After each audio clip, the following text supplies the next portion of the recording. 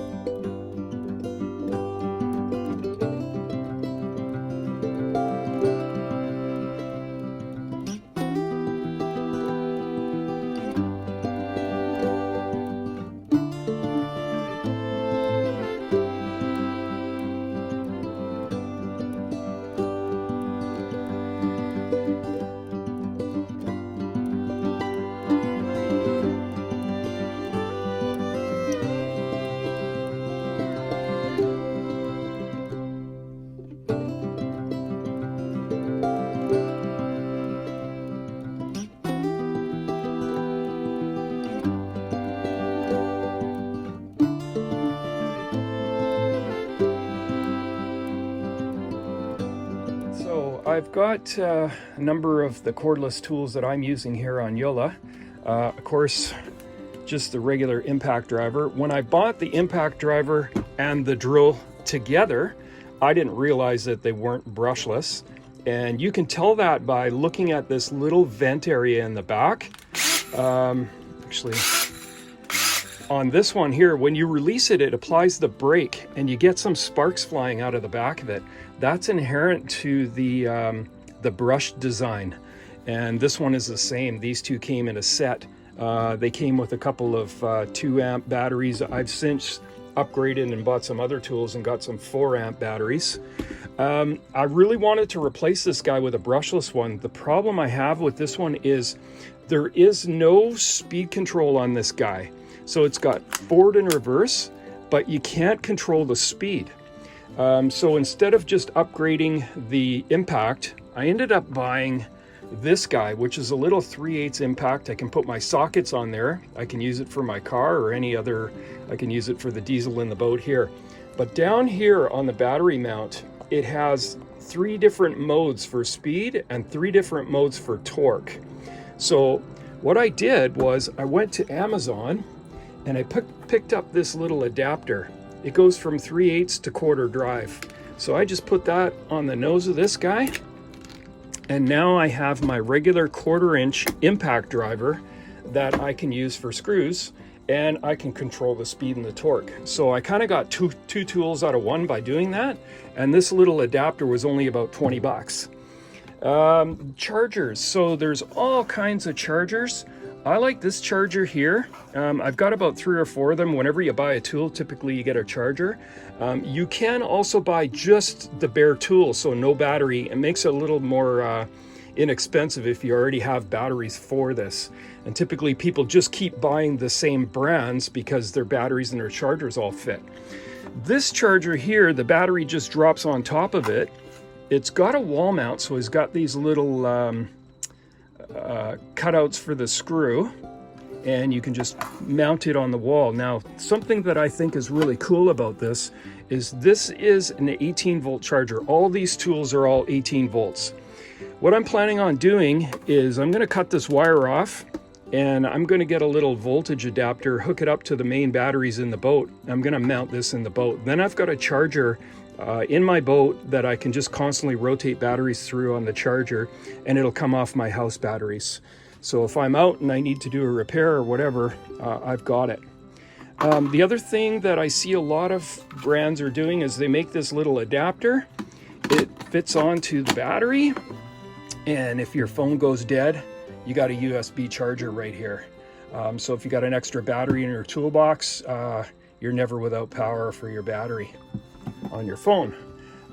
This little guy here is a light. It's got two different shades. So this one's diffused, and then this one is just basically really bright. And it's got the gooseneck on it, so you can pretty much stretch it anywhere you want. When you put the 4 amp battery on the bottom of it, it becomes a really good base. What else we got? Sander. Of course, everybody in a boat's doing lots of sanding, especially if it's fiberglass or wood, which is pretty much all boats these days. It's variable speed. It's got a really nice grip on it, and it's the random orbitals, so it's got the 5-inch discs on it. It's got its own little vacuum built in, so it vacuums all the dust up the holes, and it blows it into this little filter bag. So once you're done sanding or halfway through sanding, you can just pull this bag off and dump it out. So it's a pretty good dustless option. I ended up buying the big impact, 1/2-inch impact, and it really needs the 4 amp battery. It's a 1/2-inch drive. It's got lights on the front of it. All of these drills and impact drivers all have lights, so you can actually see where you're placing your screwdriver bit or your socket. This one is brushless, and I don't think you can control the torque on this guy. It's pretty much, it does have a torque setting up here. It's got automatic, and then it's got 1, 2, and 3. So I typically use that for the lug nuts on my cars, but you could also use it if you had a really stubborn bolt you couldn't get off. Radio, so pretty much all of the makers are making a little job site radio. I like this one because it's really small. It doesn't take up a lot of room in the boat. And it also has an auxiliary input, but most phones now aren't using the auxiliary input. So I think a lot of them now are Bluetooth. You can Bluetooth them to your phone. This guy here, I really wanted to get a saw, and I was looking at the 6.5-inch saws, the 7.25-inch saws. And unless you're sawing lumber, I've kind of figured out that I don't really need a saw. I might pick up a jigsaw for small things, but this guy is a multi-tool. This is the blade that you end up putting on the nose of this guy, and this will cut out holes. This essentially becomes your saw blade. You know, if you want to cut a line in something in wood, cut off a piece of trim, cut a hole in the fiberglass to mount a chart plotter, an instrument, almost anything. So these guys fit on the front of here. I've got the backing pad for the sanding disc right now. So these little sanding discs, they just Velcro on here. It works as a great sander where this guy won't fit. So if you got a tiny little spot where you're going to do a corner or some trim, they work awesome. And it's variable speed, it's brushless, and that's pretty much it. So that rounds out most of my tools cordless tools that I'm using. I do have one more, and it's a desk mount fan, and it's the same thing. It takes the 18 volt battery, but there's something unique about this. I didn't realize. You got to put the battery in the back of it. The battery fits right here, but it also can accept a 110 cord. So I hadn't seen any of that on any of the cordless tools before. When it gets too hot in my garage, I just open the door and plug it in and use it to blow air out of the garage. So that was pretty cool. And when it's hot in the boat, I'll probably put my batteries in there and just blow some air around. Seems to work really good. All right, guys, thanks a lot for watching to the end of the power tools. Catch you next week. If you like the video, give me a thumbs up and subscribe, and I will see you next week for some more DIY boat fun.